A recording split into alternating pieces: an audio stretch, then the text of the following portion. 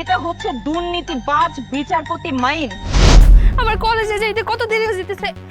শুনুন না, একটা কাজ করুন, আমাকে একটু কলেজে নামাই দিয়ে আসেন। আমার এমনিতে অনেক দেরি হয়ে গেছে, রাস্তায় একটাও গাড়ি নাই। আরে আমি পৌরসভার ময়লা ফেলাই, এটা তো মানুষ টানার গাড়ি না। আপনি জান আমার টাইম নাই। আরে আপনি এরকম সিকিউরিটি গার্ডের পোশাক পরে মুখোশ পরে আছেন কেন? আমি ময়লা ফেলার কাজ করি, যে কোনো একটা ড্রেস পরলেই হয়। আমার মুখে এসিড লাগছিল, বাচ্চারা আমার মুখ থেকে ভয় পায়।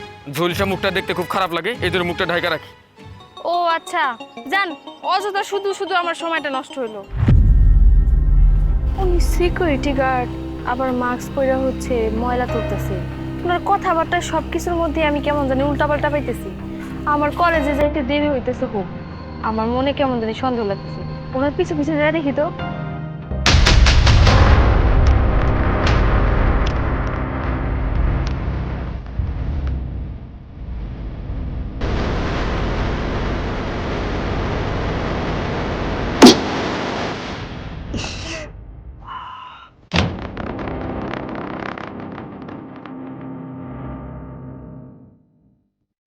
ম্যাডাম, আমার আগেই সন্দেহ হয়েছিল যে ওনার মুখে কিছু হয় নাই। উনি আমাকে তখন বলছিলেন যে ওনার মুখ নাকি ঝলসে গেছে। দেখছেন, ওনার মুখ তো ঠিকঠাকই আছে। হ্যাঁ, এটা হচ্ছে দুর্নীতিবাজ বিচারপতি মাইন।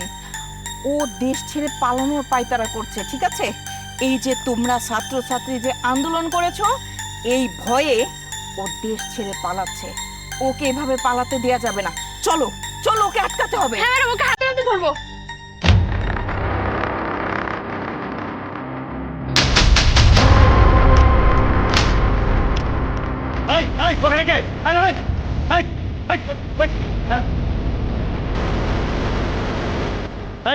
আপনি দেশ ছেড়ে পালাচ্ছেন কেন? হ্যাঁ, কে আপনি? মাস্ক খোলেন, খোলেন মাস্ক। আমার মুখে এসিড পরে মুখটা ঝলসে গেছে, দেখতে খুব খারাপ লাগে। আপনারা দেখে ভয় পাবেন, এই জন্য মাস্কটা খুলতে পারেন না। একদম চুপ, একদম মিথ্যা কথা বলবেন না। আপনি হচ্ছেন দুর্নীতিবাজ বিচারপতি মাইন। আপনাকে আমি ঠিকই চিনেছি। না না, আমি বিচারপতি হতে দেবো। ও মাই গড! স্যার, আপনি তো জানেন আমার বাবা একদম নির্দোষ। এই শেষ বয়সে বাবা জেলখানার মধ্যে খুব কষ্ট করতেছে। স্যার, আপনি চাইলেই কিন্তু আমার বাবার নির্দোষ প্রমাণ করে ছেড়ে দিতে পারেন। দেখুন, আমি জানি আপনার বাবা নির্দোষ, কিন্তু আদালত থেকে নির্দোষ হিসেবে প্রমাণ করে সারিয়ে নিতে গেলে আমাকে 10 লাখ টাকা দিতে হবে। স্যার, 10 লাখ টাকা? আমরা স্যার গরিব মানুষ। স্যার, দয়া করেন একটু। স্যার স্যার আমার আব্বারে ছেড়ে দেন স্যার। দেখুন, অযথা কথা বলবেন না, যান এখান থেকে। স্যার দয়া করেন স্যার। স্যার, আমার পরিষ্কার কথা, হয় 10 লাখ টাকা সংগ্রহ করে আমাকে দিবেন, না হলে আপনার বাবার যাবজ্জীবন হয়ে যাবে।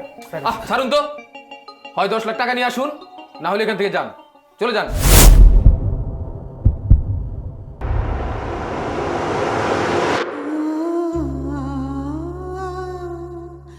ম্যাডাম, আমার তো ইচ্ছে করতেছে মেরে ওর হাড়গোড় ভেঙে ফেলি। আমি না, ওকে না, না, ছাড়ো।